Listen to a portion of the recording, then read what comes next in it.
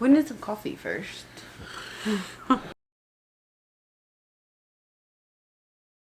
It's fogging up my glasses.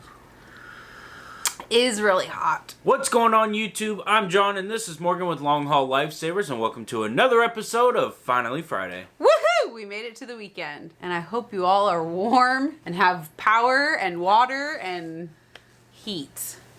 Well, that goes along with being warm.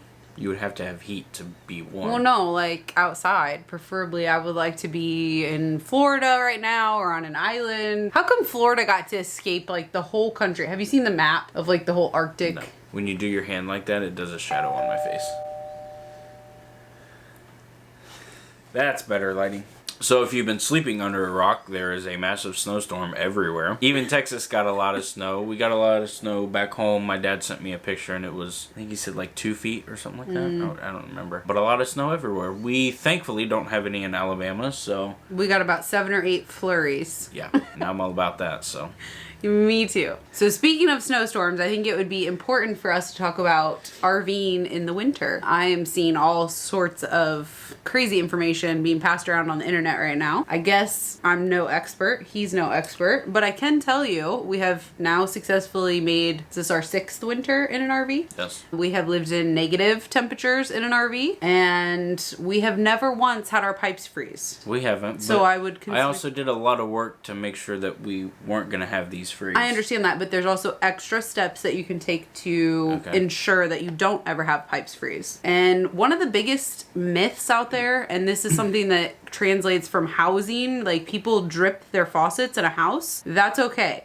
In an RV, it's actually not a good idea. It can be very dangerous because you create a ice bridge in your sewer hose because your sewer hose is not insulated. So as it's trying to drain, it will start to pile up ice and then it'll block the ice. So then there's nowhere for it to go but fill up your tank and then possibly back into your RV. The other thing is if your P-traps happen to freeze and you're dripping all night long when you're asleep, your sink will fill up extremely fast and then flood the interior of your RV. How do I know this? Because I've camp hosted a lot and had to call people or bang on people's doors to wake them up to tell them that they have water pouring out of their RV. Don't drip your pipes. I think the main reason that we haven't had any issues is because when we first got this rig, I took down the basement walls and went through all of my water lines and replaced them with high pressure fittings.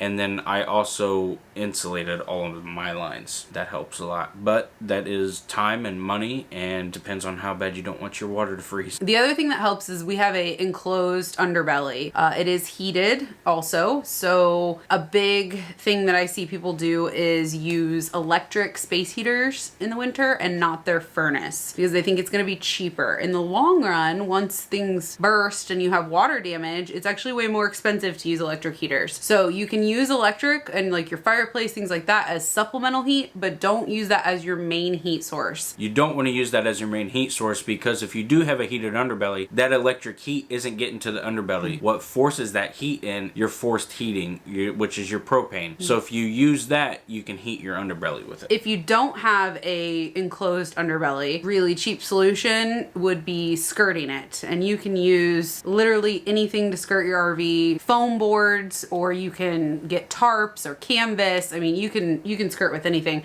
I've seen a number of people that contact billboard companies and pay $20-30 for the old billboard vinyl, and they cut that down and the backside of it's just a solid color, and they use like easy snaps and snap it onto the outside of the RV, so it's a real heavy fabric, and then you can weight it down with something. Even if your underbelly isn't sealed, you can seal it yourself. While ours is already sealed, it's just sealed with that plastic cardboard almost. It's like a corrugated, it's like that insulated cardboard. Eventually, once it gets warmer out, we're going to take all that off and I'm going to stuff a bunch of batting insulation in there, and then I'm going to recover it with thin aluminum sheeting so that way it doesn't bow and flex like that plastic cardboard stuff does, and that way I can take the screws out and get to everything underneath whenever I need to. If you don't have a sealed underbelly, you could always do that aluminum sheeting and throw some insulation up under there. Just to recap, first tip is do not drip your water. Turn your water off. Second tip is make sure you're using propane heat, not electric. And if you do use electric supplemental heat, make sure, so if you have your furnace set at 70, set your you know, electric heaters at 65, so that way they're not overriding the furnace. Our third tip is make sure to have a heated hose. Don't waste the money on making a heated hose yourself. I'm telling you right now, it's not worth it. They end up breaking. Just spend the money once. What you're saying? Buy once, cry once. It is a little bit more expensive, but it is totally worth it. I want you to remember that when I start buying stuff from now on. We're not talking about... So I don't know how this vlog turned into like an infomercial instead of just a vlog. No, we're just talking about ways that we don't freeze in the winter. The best way we don't freeze is we go south in the winter and north in the summer. That is the best way to RV. But no, it has been about like 19 to 25 degrees the last couple days. So it has dipped down. This has actually been our warmest winter we have done. No. Oh wait, we had one contract in Florida. That's right. I forgot. Yeah. Oh my god. The last tip would be to insulate your spigot.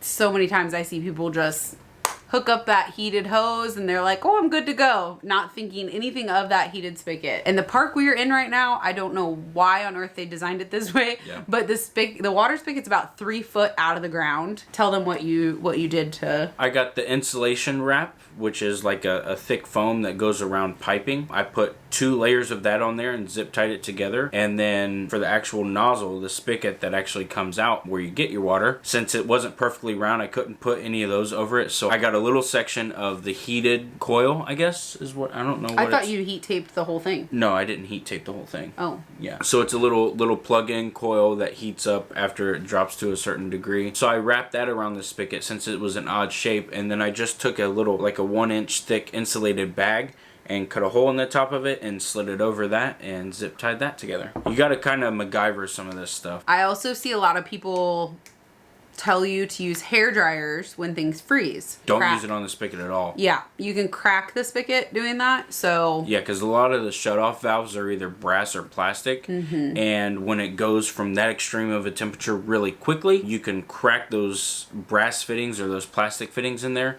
and you'll have a leak constantly. Never use a hair dryer on the spigot. Now, if you need to like thaw out your hose, your water hose or something like that, there's really no fittings, shut-off fittings in there, and that would be okay as long as you don't hold it in one spot and burn through your I highly doubt you're going to burn through your hose, but depends on if you have a really high-powered hair dryer or a heat gun. I'm talking about the PEX tubing, though. I see a lot of people when they'll have their tube and they're just holding the blow dryer. Don't do that. So PEX tube is just it's a plastic essentially, and it's a very soft and malleable plastic. So the way that you put the fittings on is you have a gun that heats and expands from the inside out, and then you put that fitting on, and then it cools and it'll shrink down over that fitting. That's how they put the fittings on. So if you put a hair dryer to it or a heat gun, you can heat it up and where it'll expand enough and that fitting can pop off. So how do you suggest that somebody does their, like if their PEX tubing in their basement freezes, how would you suggest just putting a heater in the basement to rise the whole temperature? So let it thaw naturally? And preferably a radiant heater. Because what a radiant heater does is it's going to heat the surfaces and the items within a room, kind of like the sun does. It heats the surfaces. It won't heat the air directly. So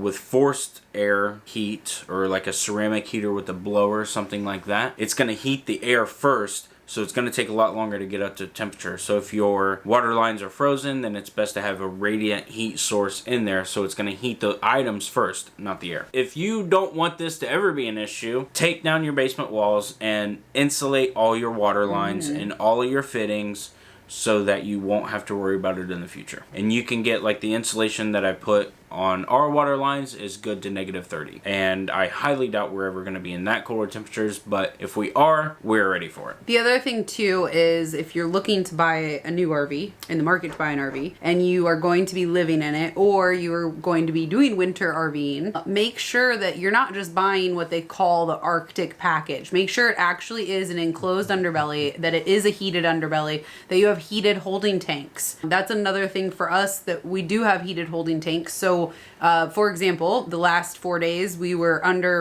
it's been under freezing, under 32. So we can fill our freshwater tank, turn our water completely off, and then use just water on board, so that way we don't have to worry about the spigot freezing or sewer line freezing, anything like that. I like to keep the gray tank closed on days that it's gonna be below 32, and then once it's full, I dump it all at once so that I know the pressure pushes it all the way through. It's not just a drip, you know, draining out and building up that ice bridge in the sewer line. Then once you get the water out, close your tanks back up. Yes. And fill your holding tanks back up. Yes.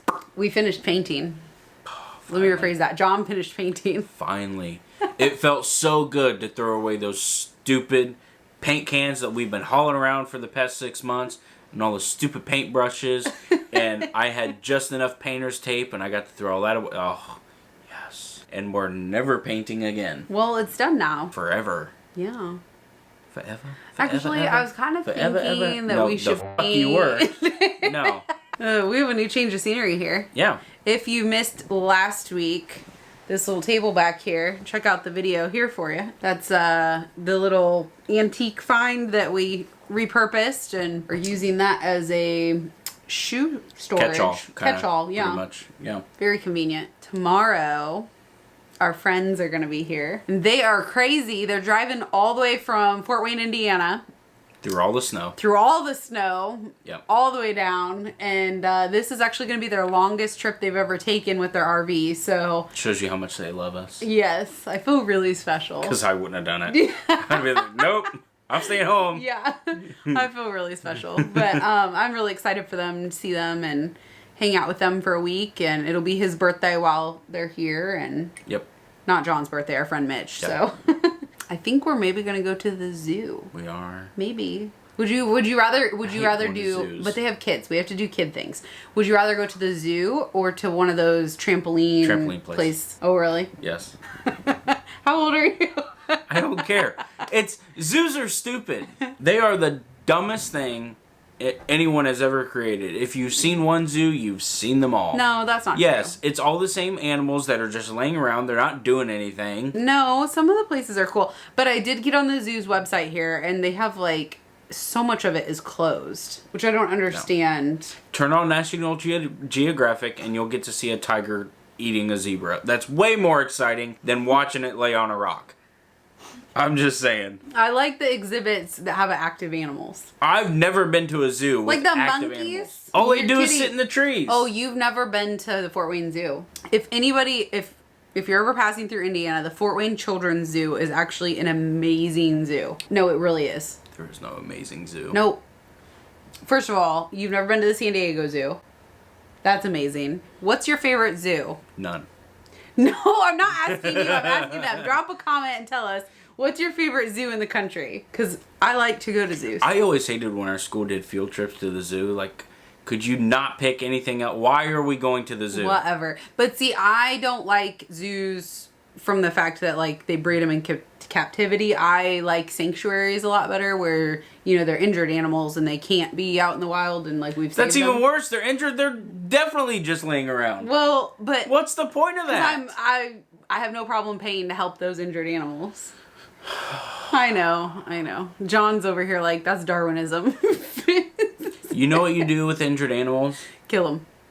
Yes. I know. Put them out to pasture. Why make them suffer? It's the same thing in the hospital. Why are we making these patients suffer forever and we put down our dogs for mercy? I do agree with that. It's the same thing. Yeah, I know. That's the main reason I'm getting out of nursing is because I could take care of patients the rest of my life. I don't have an issue with that. It's the selfishness of the families that even though it goes against the patient's wishes 110%, they've clearly marked out what they want done and they go against their wishes just because they want them to be around a little bit longer. That's not fair. That's not fair to the patient. It's not fair to you when inevitably your family member is going to die and then you're going to blame us because you don't think we did everything we could. I'm sorry, your family member died 60 days ago. We just kept them alive on a machine. Yeah, it is cruel. It is cruel. I know. And COVID's been like the final kick in the butt for you about all this. Yeah. There's my rant. John's daily rant. You haven't had a good rant on Finally Friday for a while.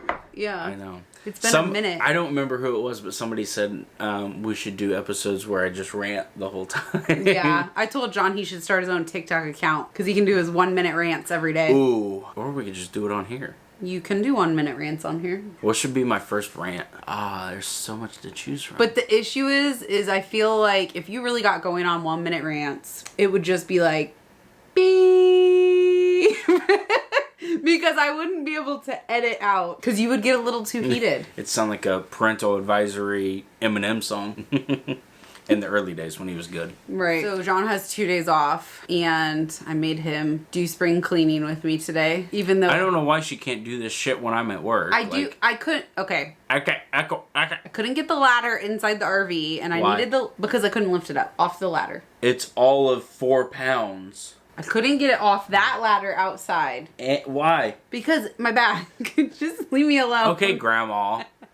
Whatever. So anyways, I waited for him to get me the ladder because then I needed him to get up on the ladder to get the vents out of the ceiling, because today was the day that I cleaned all of the vents, the returns and the... Directional. Is that what they're called? Directional spouts. Yeah. I wanted to say exhaust, and I knew that wasn't right. Cleaned all that out, and I always like to put a little peppermint oil in them, so that way when we turn the air on or the heat pump on, it smells like peppermint on here really well. Yummy. What? It makes me want Thin Mint cookies. I'm not saying anything. You've already had Thin Mint cookies. Listen, Linda. So John... You ate a box and a half. I did not eat a box and a half. John is... First of all, you only got 1 box, so how would I have eaten a box and a half? I meant a sleeve and a half. You ate a sleeve and a half. John's a sucker for Girl Scouts. Always is. Brings home the cookies, and then he gets mad at me for eating them. But I'm like, you left them here. Yeah, I should have got the kind that I like and she doesn't. I got a boob injury. You want to tell them how stupid of an injury it is? I got a boob injury while we were doing our spring cleaning because I was holding the filters. And I had like 6 of them put together, and I was squishing them like this really hard. I was pushing super hard, and I don't know, is that your pec muscle? But in the middle, it felt like my chest just like ripped my muscle, so my boobs. She also threw her back out sneezing. Listen, that is a serious thing. For 70-year-old people. I have a 70-year-old body. We've gone over this. I'm ancient, okay? Can I trade you in yet? So if you guys have any more questions about winter RVing, let us know if you want us to make a more detailed video about that. But we will do a video on it when we eventually do the whole underbelly. That's going to be a pain. Be later, long ways down the road. That's going to be a pain in the butt. All I know is if it's going to be a pain in the butt for me. All of it is going to be a pain in the butt. How's it going to be a pain in the butt for you? I have to listen to you. Yeah. I have to. Shut up. I have to get you stuff. I'm going to have to film you. And that's going to be a hot mess. And I have a feeling I'm going to somehow end up under there helping you with something. I doubt that. It's been real and it's been fun, but it hasn't been real fun. Thanks for watching. Until next time, don't forget to like, share, and subscribe. See ya. Bye. Dunzo.